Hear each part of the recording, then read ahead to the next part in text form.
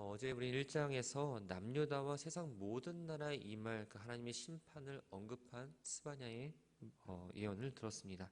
오늘 본문에서는 세상 만민을 향해서 회개하라고 이야기하고 이방 나라들에 대한 하나님의 심판을 예언합니다.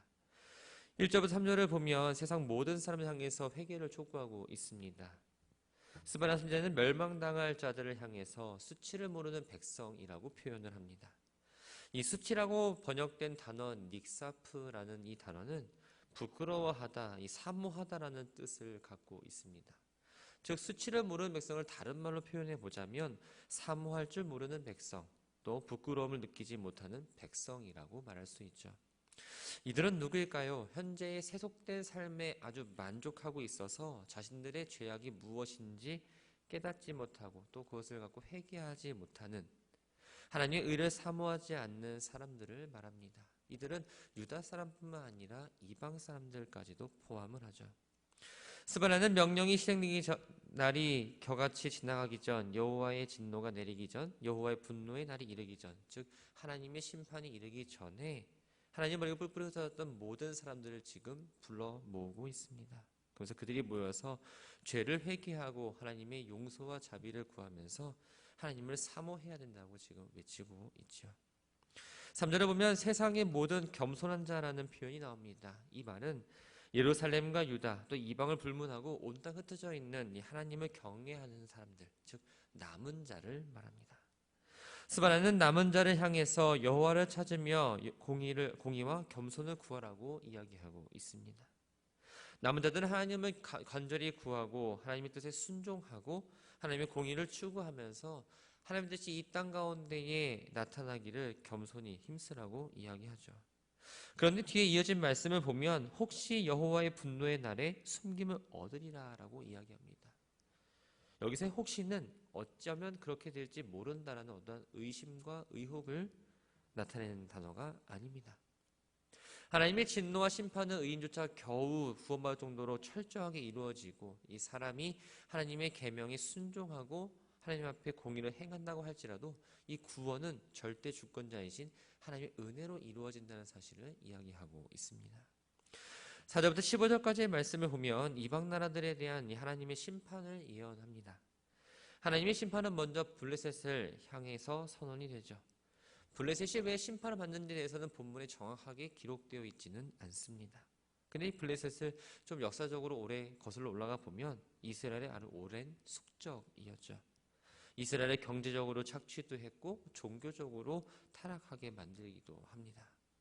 4절 말씀을 보면 블레셋의 5성읍 가운데에 가드를 제외한 가사와 아스글론과 아스돗과 에그론에 대한 심판을 예언하고 있습니다. 가드가 언급되지 않은 건 아모스서에서도 또 스가랴서에서도 나타났는데 이미 아수르에 의해서 이 가드가 멸망한 상태였기 때문에 이 가드는 제외가 되었던 겁니다. 본문에 보면 대낫이라는 단어가 나옵니다. 이 대낫은 바로 정오를 의미합니다. 단순히 시간적으로 정오를 의미한다기보다는 가장 안전한 때를 의미하죠. 블레셋은 예상하지 못한 때에 적군의 공격을 받아서 사람들은 그 땅에서 도망을 치게 되었고 적군의 공격을 받게 되다 보니 그 땅은 폐허가 되었고 흔적도 없이 멸망하게 될 거라고 지금 이야기하고 있습니다. 스바냐는 5절에서 블레셋 족속을 해변 주민 그렛 족속이라고 부릅니다. 이렇게 부른 이유는 블레셋은 원래 지중해 섬에 있는 이 그레데라는 곳에 있었는데 유다의 서쪽 해안가로 이주해온 민족이기 때문입니다. 또 블레셋 사람의 땅을 가나안이라고도 부르죠. 이스라엘 백성들이 애굽에서 나와서 하나님께서 허락하신 그 땅을 정복하며 기업으로 삼기 전에 소위 그 가나안에는 7족속들이 살고 있었습니다. 그 7족속 가운데 사실 블레셋 족속은 포함되지 않았죠. 왜냐하면 가나안의 원주민이 아니었기 때문에 그들은 포함되지 않았습니다. 그럼에도 불구하고 스바냐가 블레셋 사람의 땅이라 부른 이유는 이 블레셋 족속이 가나안 원주민은 아니지만 그들이 이주해서 와서 가나안 족속의 그런 어떠한 사악한 삶, 그들의 관습에 철저히 젖어들면서 마치 그들과 같은 행동을 했기 때문에 이곳을 가나안이라고 불렀던 겁니다. 6절과 7절 말씀을 보면 하나님이 블레셋 심판 이후에 이러한 일들이 이야기되고 있습니다. 블레셋 사람들이 진멸당해서 그들이 살던 땅에는 아무도 살지 않습니다. 풀밭이 되었고 목자들의 방목장이 되었습니다. 그 땅의 소유권은 그들이 아니라 바로 유다의 남은 자들에게 넘어가게 되고 그 땅을 차지하면서 하나님의 은혜와 또한 축복을 누리게 될 거라고 지금 이야기합니다. 8절부터 11절까지의 말씀을 보면 암몬과 모압 족속에 대한 심판 예언을 기록하고 있습니다. 모압과 암몬 족속은 아브라함의 조카였던 이 롯의 후손들입니다. 하나님은 이스라엘 백성들을 하여금 그들에게 우호적인 태도를 취하라고 명령을 합니다. 하지만 모압과 암몬은 언제나 이스라엘에게 적대적인 자세를 취했죠. 하나님은 그때마다 모압과 암몬을 징계하셨지만 완전하게 멸망시키시지는 않았습니다. 8절을 보면 모압과 암몬이 멸망받을 수밖에 없는 그 증거로 그들이 저지른 죄라고 이야기합니다. 모압의 범죄는 하나님의 백성을 비방한 것이고 암몬의 범죄는 하나님의 백성에게 조롱의 말을 한 것이었습니다. 비방과 조롱의 말은 단순하게 누군가를 비난하고 누구 모욕을 주고 또한 조롱하는 것뿐만 아니라 그동안의 역사 가운데에 모압과 암몬이 이스라엘에게 행했던 모든 적대적인 행위를 의미합니다. 뿐만 아니라 하나님은 각 나라와 민족의 경계를 정해주셨습니다. 그런데 이 모압과 암몬은 자신들의 영토를 끊임없이 확장하기 위해서 이스라엘의 경계를 침범하기도 했습니다. 9절에 보면 하나님께서 이 모압과 암몬을 어떻게 심판하실지를 말씀합니다. 먼저 하나님께서 나의 삶을 두고 맹세하신다라고 이야기합니다. 이 말은 하나님께서 살아계신다는 것을 간접적으로 표현해주는 표현입니다. 또 어떠한 일이 있더라도 말씀하신 그것을 반드시 이루겠다라는 하나님의 의지가 담겨있는 엄숙한 선언이죠. 이어서 모압은 소돔 같으며 암몬 자손은 고모라 같을 것이라 찔레가 나며 소금 구덩이가 되어 영원히 황폐하게 된다라고 이야기합니다. 소돔과 고모라는 모압과 암몬의 조상인 이 롯이 살던 곳입니다. 그래서 하나님의 심판을 받아서 멸망했던 성읍이었죠. 그렇기 때문에 이 모압과 암몬을 소돔과 고모라같이 만나는 이 말씀은 그들에게 있어서 두렵고 떨리는 경고로 들릴 수밖에 없었습니다. 사실 모압과 암몬이 행한 이 탐욕의 위험성은 일찍부터 드러납니다. 그의 조상인 롯의 아내가 보여주었죠. 당시 롯의 아내는 하나님께서 롯과 그의 가족들에게 구원의 은혜를 베푸실 때 천사가 그들에게 피난처로 소알성에 들어가기까지 절대 뒤를 보지 말라라고 경고를 했습니다.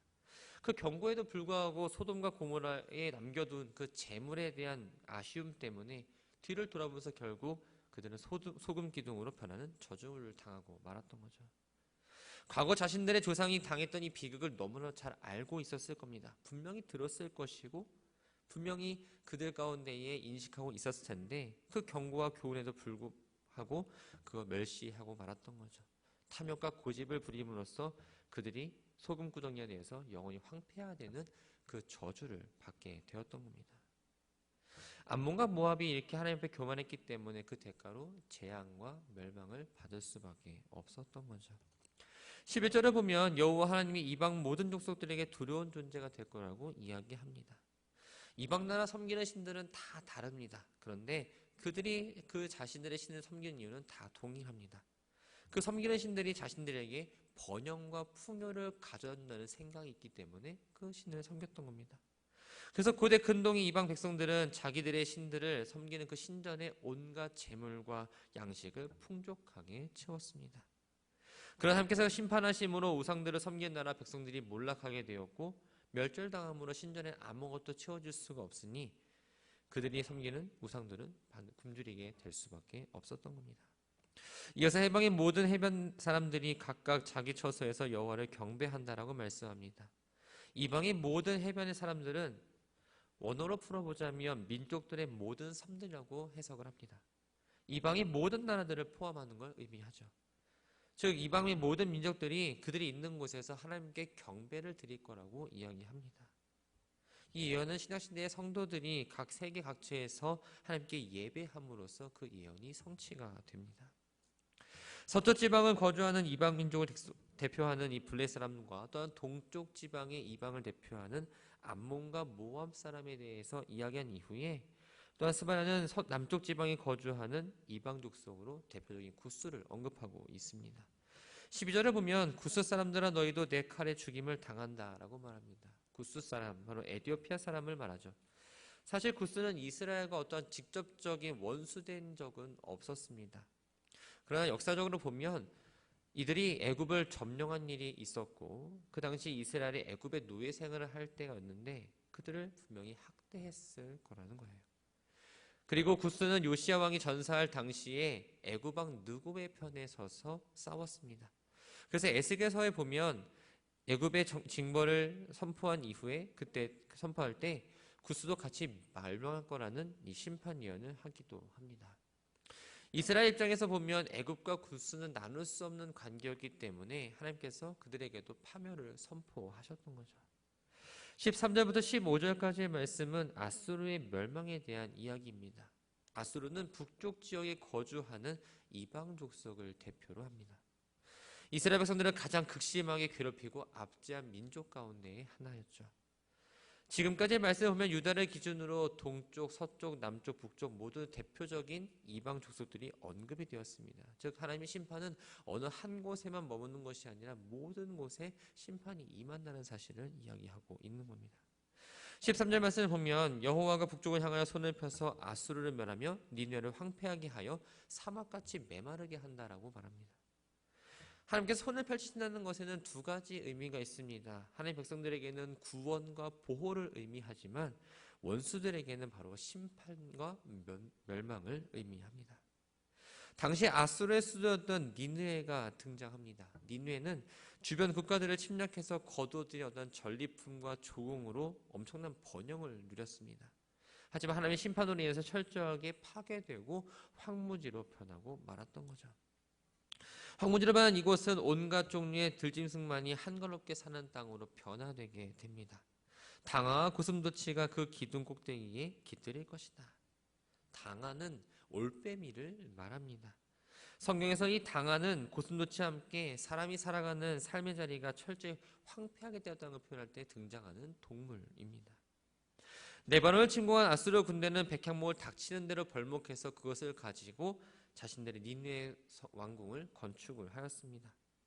호화스럽게 건축된 이 니느웨 궁전도 앙상하게 뼈대만 남았고 폐허로 변하게 됩니다. 당연히 그 궁전의 자리는 처량함과 적막함만 돌 수밖에 없었던 거죠. 15절에 보면 기쁨의 성이라는 표현이 나옵니다. 이 기쁨의 성은 과거 아수르가 누렸던 번영을 의미합니다. 아수르 군대가 주변 나라들을 끊임없이 침략했습니다. 엄청난 양의 조공과 전리품을 받아들였고 니느웨 성 주민들은 당연히 기쁨에 찬 삶을 살 수밖에 없었습니다. 자신들의 군사력을 믿었습니다. 자신들이 갖고 있는 부를 믿었기 때문에 염려 없이 살았습니다. 그러다 보니 전혀 멸망을 의식하지 못했던 거죠. 아나무인격의 삶을 살았던 이 니느웨 백성들은 스스로를 우상화시키는까지 이르게 됩니다. 그러나 하나님의 심판으로 해서 아수르는 멸망을 하게 되었습니다.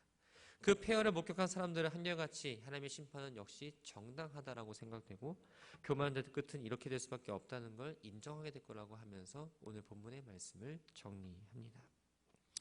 스바냐 선지자는 신실한 백성에게 수치를 모르는 백성들에게 한 것처럼 하나님을 찾으라고 요청을 했고 공의와 겸손을 구하라고 권면을 합니다. 이 표현은 오늘을 살아가는 우리들에게 외치는 소리이기도 합니다. 우리는 예수를 믿고 구원을 받았습니다.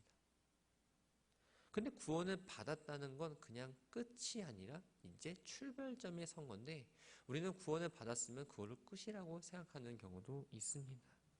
그래서 마음껏 살아가도 하나님 나라를 구원해 주실 때라는 근거 없는 자신감으로도 살아가죠. 하나님의 은혜로 우리는 구원이라는 선물을 받았습니다. 우리는 이 땅에서 그 구원을 이루는 삶, 하나님의 정의와 공의가 실현되는 삶을 이루어내는 삶을 살아야 하는 것이 바로 우리 성도들의 역할입니다. 겸손히 하나님의 얼굴을 구해야 되고 하나님의 뜻을 따라 살아내야 합니다. 바라기는 내가 이미 구원을 받은 그 안도감에 머물지 않았으면 합니다. 구원을 받고 난 이후에 그 감격의 삶을 매일매일 우리가 누렸으면 합니다.